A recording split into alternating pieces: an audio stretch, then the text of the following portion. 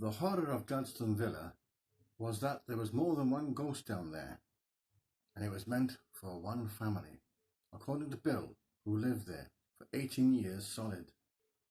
What the family experienced there defied rational explanation and scientific knowledge, such as mild poltergeist activity, like lights going off and on, the occasional but rare sighting. Footsteps were heard on a daily basis, sometimes during the day, but mainly in the evening when all the family were downstairs watching television, as it walked slowly but directly above them. One of the family would turn the volume down to hear the footsteps more clearly walking around the main bedroom, and Bill would say, "He's by here. He's by there now." This was a genuine haunting. It really did happen to this family, so this really does need to be documented and shared. A serious and thorough investigation needs to take place there to prove once and for all that this family really was telling the truth. This place convinced a skeptic and a non-believer. William George Higgs was born in the sleepy village of Markham to George and Edith Higgs in July 1925. He was known as Bill to family and friends, and he was the youngest of 5 children. He had 4 sisters, but one of them, Dorothy, died tragically as a child by falling down the stairs. Bill was a typical streetwise boy who enjoyed playing with his friends Teddy Jenkins and Winnie Bright. Bill often talked about his childhood days and often about growing up in local areas. His father, George Higgs, was a very strict disciplinarian and would often come home drunk to hit Bill with the cat of 9 tails if he misbehaved. George and Edith separated after he was tipped off about his wife having an affair with a Jewish man named Cotterill. George came back from the pit early to catch them in bed together.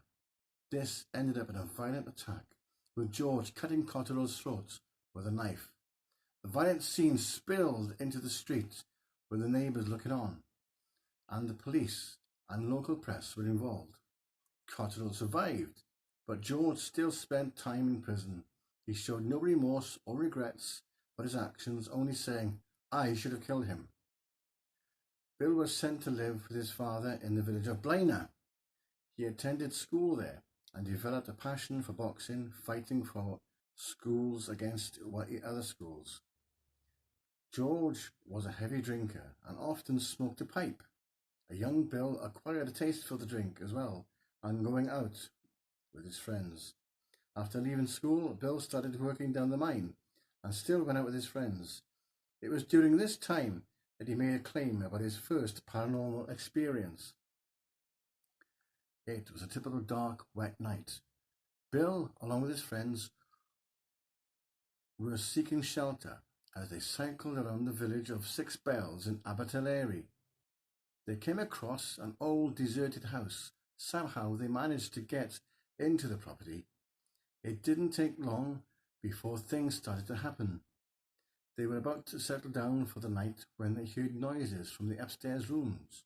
Quite naturally, curiosity got the better of them, and they were all went up to upstairs to investigate.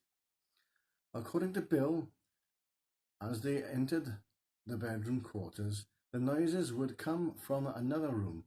On checking that room, the noises would come from another. They never found the source of that noise, and they never got any sleep that night.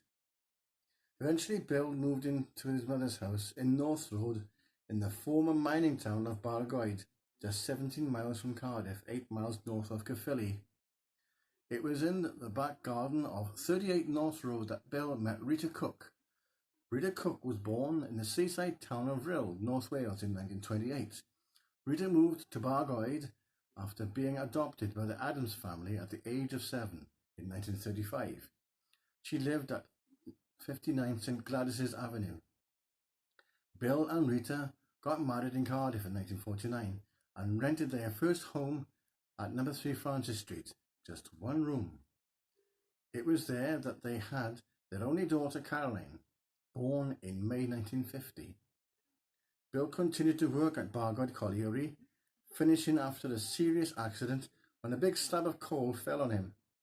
Francis Street was a very rough area, with people coming home drunk from the local pubs and fighting, leaving broken bottles on the pavement over the weekends, earning the name Jug and Bottle Street. This was not the sort of environment to raise a child, and not easy in just one room, but they lived in it Francis Street for 10 years. They finally moved to a much larger property called Gladstone Villa in 1960. Gladstone Villa was a 3-story property, a pale grey-coloured Victorian house with a twin-gabled front, with a veranda.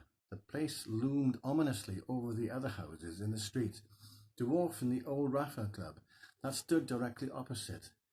A damp, gloomy interior, as there was no central heating but a fireplace in every room. Each cold draught would lift the lino in the small, cramped kitchen.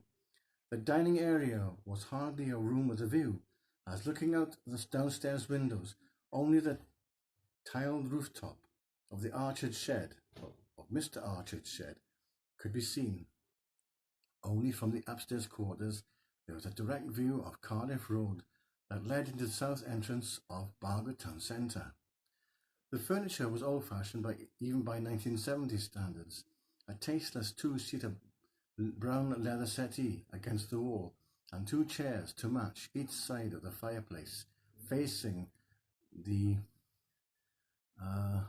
dining table and television, with a boxed wireless and record player straight from the 1950s.